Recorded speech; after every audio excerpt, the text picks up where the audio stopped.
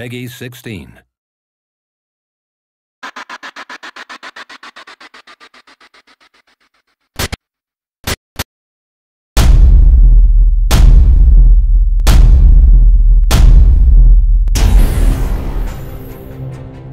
So this is the latest installment in the long-running Ghost Recon series, and fans have had to wait quite a long time for this one, so we've been determined to make it really special, and we've got lots of new gadgets and features for people to play around with. So one of the main new features we've got is 4-player co-op for the first time in story mode, so that's going to be really, really fun.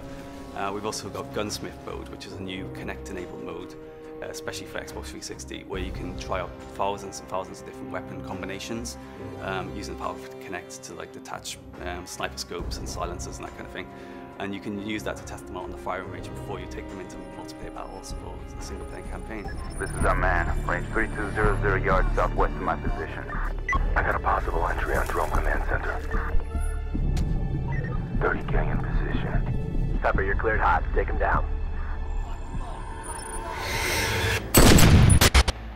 We've also got a really, really good multiplayer mode this time as well.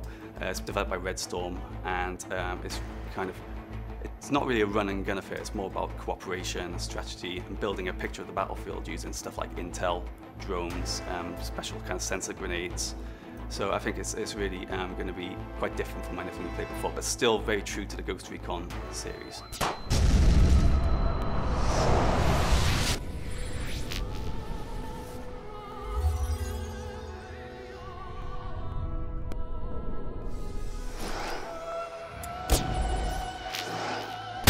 The original E3 trailer we showed was set in Russia, but we do have multiple theatres of war in the game. So the ghosts do go through places like Zambia.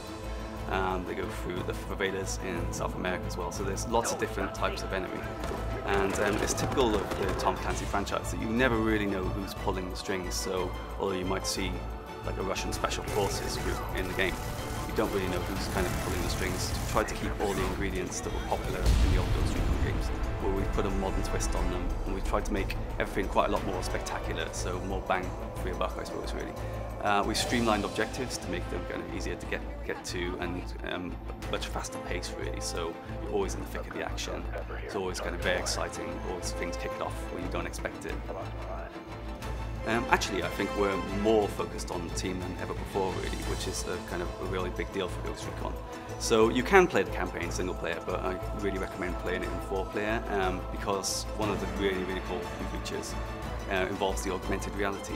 So you're able to use the augmented reality to spot an ideal sniper point, to spot something you can destroy, and then you can position your troops in the right places and then do synchronized kills, so everyone kicks into action at the same time, kicks off just like a real special forces team would, and that gives you the element of surprise on your enemies. So I actually think we have more close quarter battles than you've ever seen in the Ghost Recon game, and the reason we've done that really is to make the battles more intense, so that you never know where the next enemy is going to be hiding, and there's always going to be a new surprise for you, really.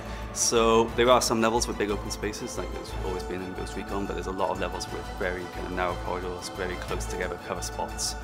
We have a system where you can run between cover spots using markers, which is really cool, very easy to use.